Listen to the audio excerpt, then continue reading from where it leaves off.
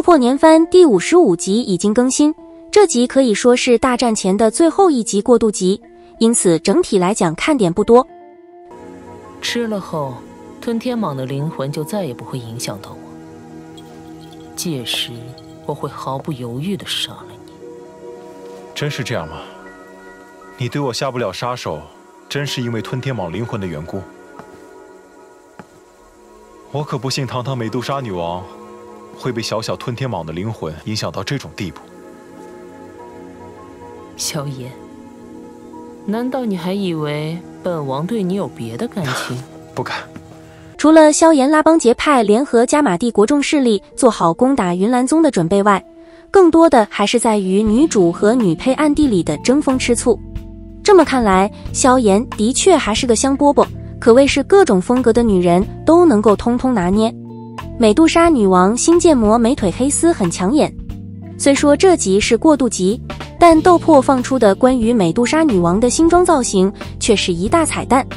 首先值得肯定的是，美杜莎女王的全新形象最大的亮点显然便是她的服饰上的设计。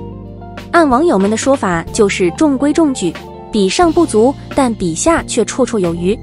女王的新建模的确不如《沙之蓝歌》中那般惊艳，但和现阶段的相比，却已经算得上是无比的惊艳。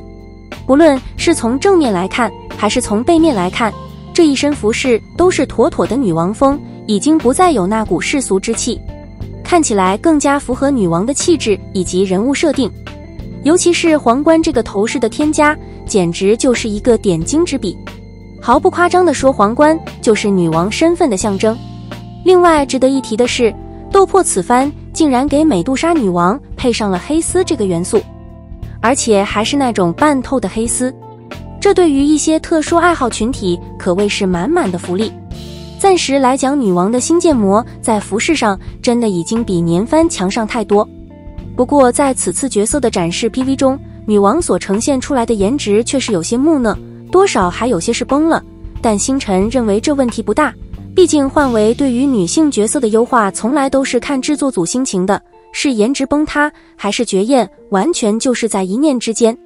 亚妃吃醋，右腿大开展露姿色。最后要一下的当属这一集亚妃和女王之间的对手戏了，你不得不承认，这两个女人那是每一个眼神都是戏。女王天姿国色对于亚妃而言，自然容易激起她那女性本能的攻击性。其实当你仔细看此处情节的细节，不难发现亚妃全程都在挑衅女王。萧炎，这位是一个朋友，你叫她彩铃便好。原来你就是彩铃小姐，果然貌美非凡，难怪会在萧炎弟弟身边。一旁听得亚妃这话，萧炎顿时愕然，这话说的好像自己是贪图别人美貌一般，这亚妃姐今日怎和昨天有点不太一样啊？萧炎身为男人或许难以察觉女人的一些小心思，不过美杜莎却是感觉到了面前这个同样拥有着极为不俗的容貌与气质的女人话语中的一丝细微敌意与警惕，修长睫毛轻轻眨动，慵懒的目光在萧炎与亚妃身上扫了扫，他能模糊察觉到，似乎面前这美丽女人对萧炎有着一些特别的情感。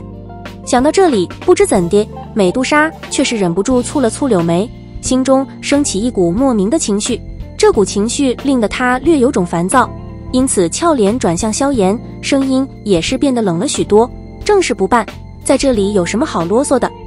见到突然脸颊变冷的美杜莎，萧炎也是一怔，旋即目光在她与亚妃两人脸上扫了扫，心中一阵纳闷，这两女人今天怎么都不太对劲。可一旁的海波东倒是人老成精，一眼便是看出了亚妃与美杜莎之间略有些不太友好的气氛，当下连忙一阵干咳，赶紧把亚妃拉在身后，万一那条凶残的美女蛇陡然出手，以亚妃的实力，恐怕连一招都撑不下来。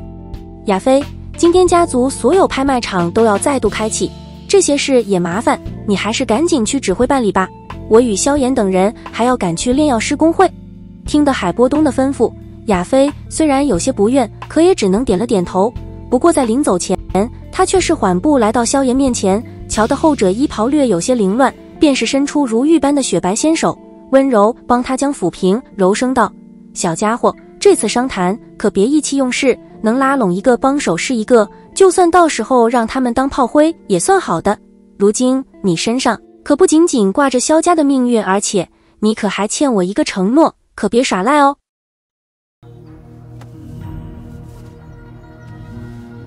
小家伙，这次的商谈可别意气用事，能拉拢一个帮手就算一个。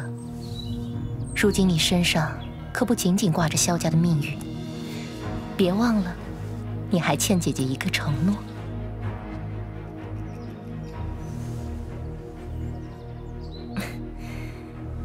你们先忙，我这里一有云岚宗的消息，便会立刻通知你们。辛苦亚菲姐了，我们走吧。炼药师公会，你自己去吧。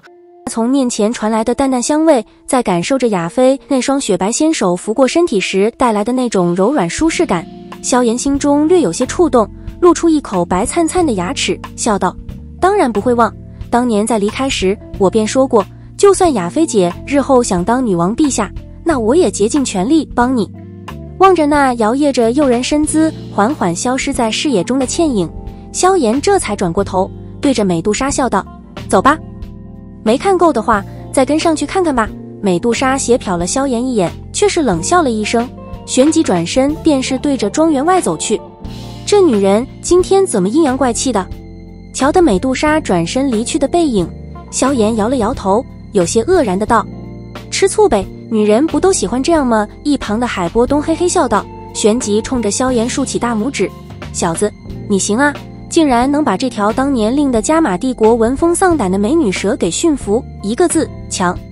吃醋。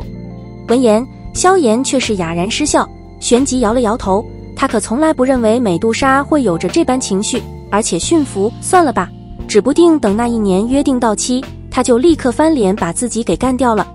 从站姿上看，他双手交叉，但裙下靠着女王一侧的美腿却是故意展露出来，以彰显他的姿色。另外，在离开之前，亚菲更是当着女王的面直接上手在萧炎身上各种打量了一番，眼睛更是时不时地朝着女王的方向偷瞄了好几回，最后却是有一种小人得志的即视感，挑衅成功，并且还偷偷一笑。不得不说，这里亚菲如此挑衅女王，是真不怕女王手撕了他这个小妖精吗？事实证明，亚菲这波纯属助攻，女王越是吃醋，就越是能说明她已经慢慢沦陷。这让本已经答应萧炎一同去炼药师公会撑场子的美杜莎女王瞬间改变了主意。所以说，亚菲这里究竟是为了帮萧炎呢，还是纯粹就是女人之间的大战呢？喜欢本期视频的兄弟们可以给点个关注支持一下，我们下期再见，爱你们哟。